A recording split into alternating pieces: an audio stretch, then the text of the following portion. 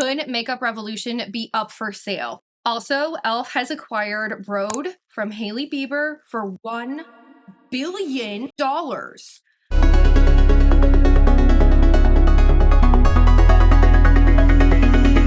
Today, we're going to be talking about the recent trending topics and headlines in the makeup space, as well as a product report on new makeup launches.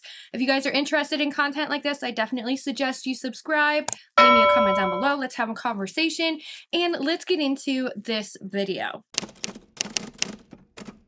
We're going to start off with top headlines, and one of the top headlines that everybody is talking about is that Goss has officially stepped down from his cosmetics brand. Now, he did take to a Instagram reel, and he said that as of March, he has no longer been affiliated with the Goss Cosmetics. On the 28th of March 2025, I resigned from Goss Beauty. Now, for reasons that I cannot discuss right now, I had no choice but to walk away, as continuing on was impossible, and believe me, I tried. This means I've resigned not only as director, but also as creative director. I'm no longer involved in the creation, the promotion, or product development of any future products that may appear, or anything behind the scenes. It is worth noting that the first edition, the collector's edition, and white gold, which are currently being carried by Beautylish, plus any other makeup that they may still have, these are my creations and I stand by these. I work diligently on everything that I've created in the past, and I am very proud of them. Let me be unequivocally explicit about this next point, because it is very important. From the date of my resignation, the 28th of March 2025, any products launched from that day onwards that continue to bear my name have nothing to do with me and do not reflect my values or intentions. They are not my vision, and therefore I cannot endorse them, nor have they been created, approved, or signed off by me. This is very important. It is also important to note that should products appear on the market in other countries, so China as an example, that bear my name, the same applies. These are not my creations, nor have I approved or signed off of them. Therefore, I do not endorse them. This has been an incredibly difficult decision. I poured my heart and soul into building this brand, and I truly loved it. I built it from the ground up. I created a brand, a global brand, and I am so grateful for the support I've received. You have no idea. But as mentioned earlier, continuing on in its current capacity would have been impossible. Though this chapter has come to a close, it is worth noting that when one door closes, another opens. With over 20 years of experience in this industry, my enthusiasm is stronger than ever. My experience, my insights and vision, they shine bright, and I am excited about the incredible journey ahead.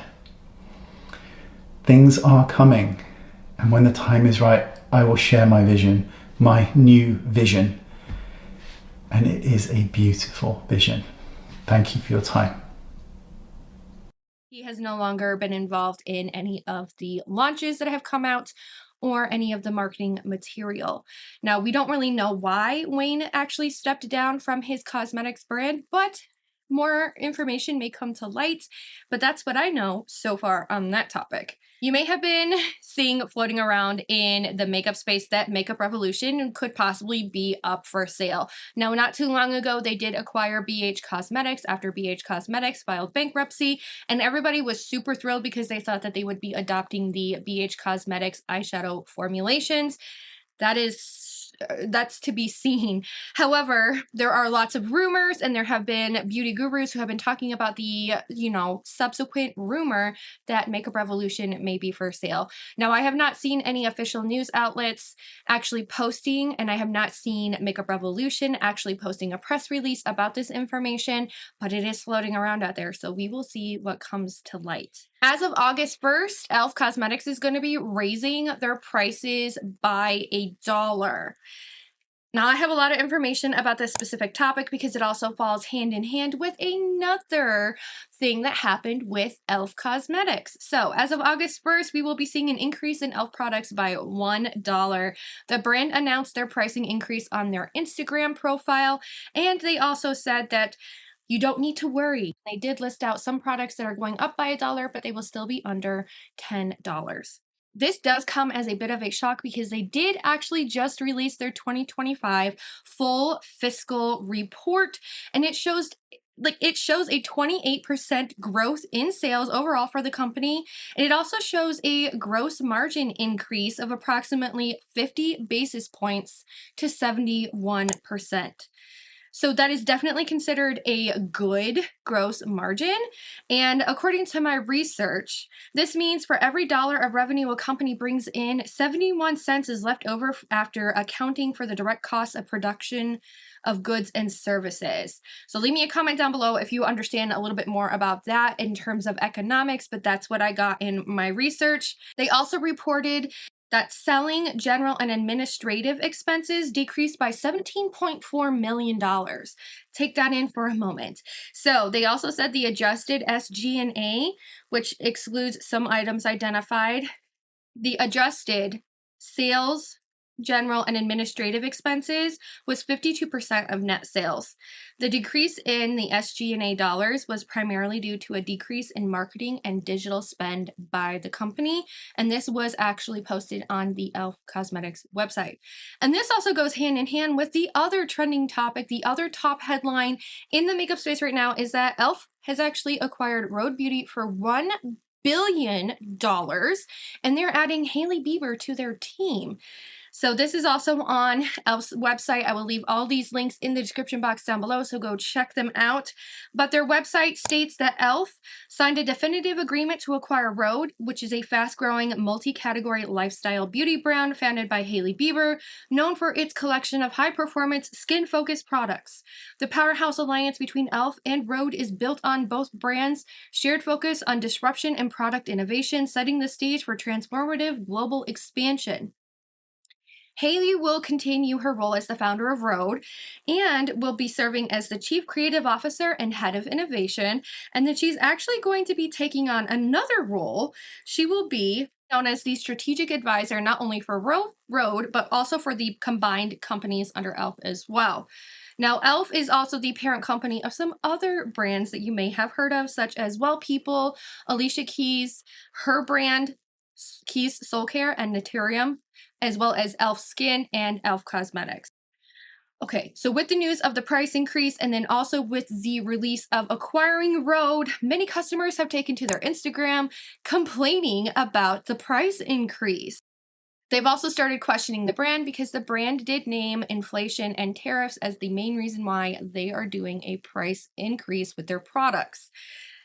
Leave me your comments down below. What do you think about this entire situation with e.l.f.? Do you think it's a good thing? Do you think it's a bad thing?